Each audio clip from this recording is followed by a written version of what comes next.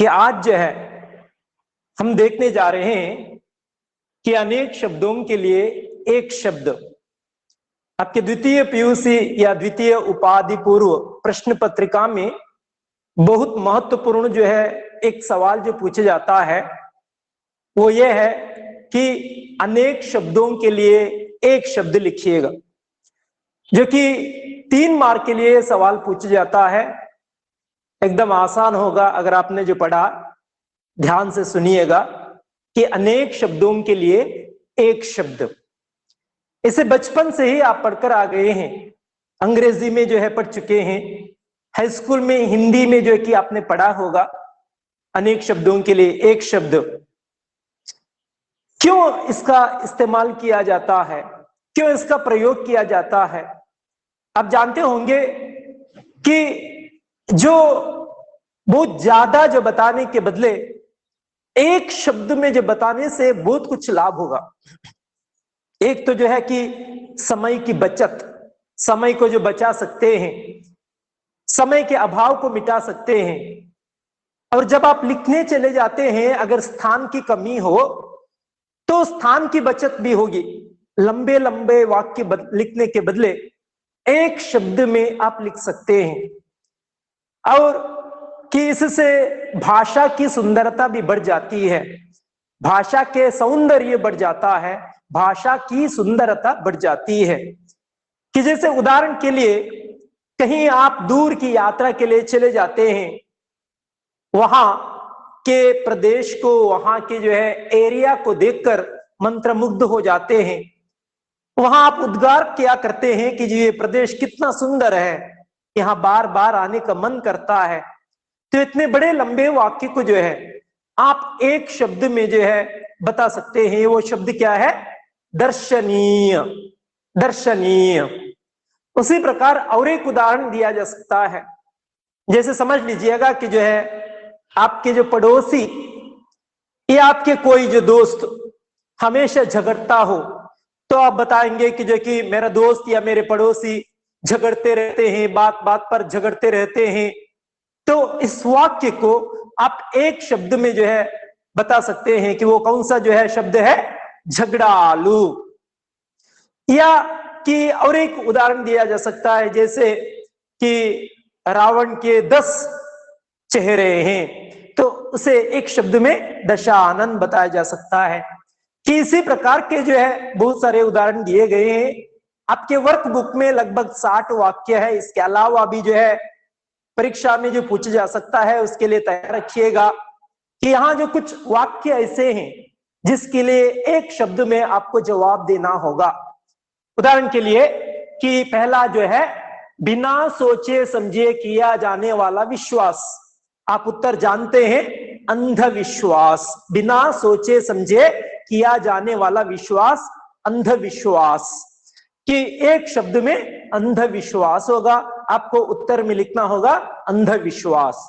उसी प्रकार जो कहा ना जा सके, जो कहा ना जा सके, कि जिसके लिए आप उत्तर लिख सकते हैं अकथनीय। अकथनीय। कथनीय का मतलब है जो कहा जा सकता है, अकथनीय का मतलब है जो कहा नहीं जा सकता है। और तीसरा जो है जो क्षमा करने लायक नहीं है, जो क्षमा करने लायक नहीं है। कि इसे भी जो आप जानते होंगे, थोड़ा सा सोचना होगा, अक्षम्य। जो क्षमा करने लायक है उसे क्षम्य कहा जाता है, जो क्षमा करने लायक नहीं है उसे अक्षम्य कहा जाता है। और चौथा जो है जो सबसे आगे रहे, जो सबसे आगे रहे, वो सबसे आगे आगे बढ़ता हो, उसे अग्रसर या अग्रणी कहा जाता है। अग्रणी, अग्रसर, आगे बढ़ने वाला अग्रसर कहा जा सकता है। और जो पांचवा जो है जो कभी बूढ़ा ना होता हो, जो कभी बूढ़ा ना होता हो, कि अजर कहा जाता है। अजर। अजर। जर का मतलब है बुढ़ापा, अजर का मतलब है जो कभी बूढ़ा नहीं होता है।